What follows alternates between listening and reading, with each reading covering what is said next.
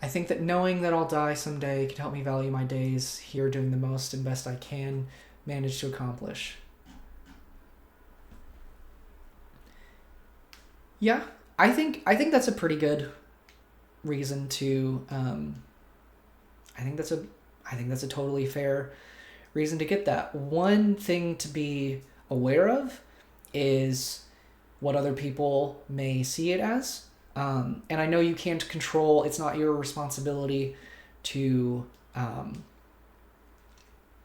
control people's reactions to anything you say or do, but especially with tattoos and stuff like that, it's important to be aware of how other people may interpret it, especially if you are not able to clarify. Some people, like, one thing I am kind of disappointed in with myself with my crosses is that I didn't consider the fact that view some people see the upside down cross as a satanic symbol, even though even before that it was the symbol of St. Peter. So there are times when there are probably people who see it who are confused or upset by it because I'm not able to explain it to them, and it is possibly a barrier, a stumbling block for them that I don't want, that I didn't consider before getting the tattoo. Now, do I think there's anything wrong with my tattoo? No, but it was something that I didn't consider before it that I probably should have. So with Memento Mori, people may take that similarly and be like, that's evil, that's death obsessed. And if you explain it to them, to be like, no, it's motivation of like, I need to die to myself to live for Christ. I need to live my life as if I have nothing left, so that I can glorify God. Live like I'm going to die tomorrow, so I need to glorify God today. Like, that is I think that's totally a fine reason to get it. You just have to be prepared that it may push people the wrong way and they may not understand. So one thing to keep in mind, right in the same chapter where I was talking about the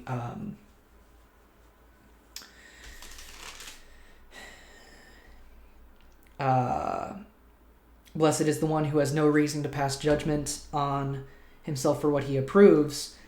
It does start with the next part in 15. So I read, the faith that you have, keep between yourself and God.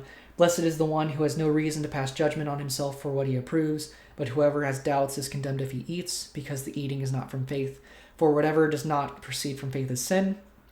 Then in 15, at the beginning, it says, we who are strong, we who are confident in our faith that what we're doing is not sin, have an obligation to bear with the failings of the weak, those who think something is sin that may not be sin, that isn't inherently sin, and not to please ourselves. We who are strong have an obligation to bear with the failings of the weak and not to please ourselves.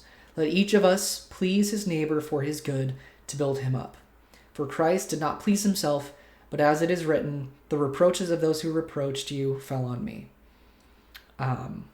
So it's important to keep in mind that it's not just about you. If you think something is good and you are fine with it, great. But if it's something that other people will regularly be put off by, you should consider that and probably err on the side of not doing it if you think it will cause issues, for the sake of unity with the people who do think it's an issue. So you should care. You should care, because we're not supposed to please ourselves. We're supposed to please others for the sake of unity.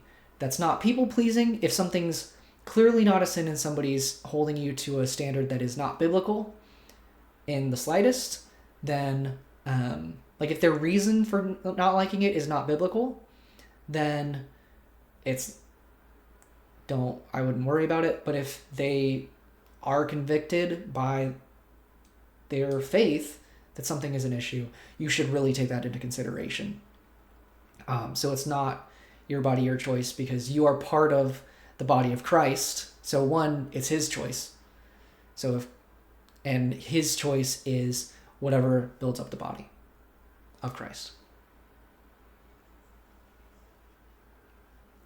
So as far as it is up to you, if you see no issue with it, I say go for it, unless you are in a place where people around you would take an issue with it. Then I would seriously consider that.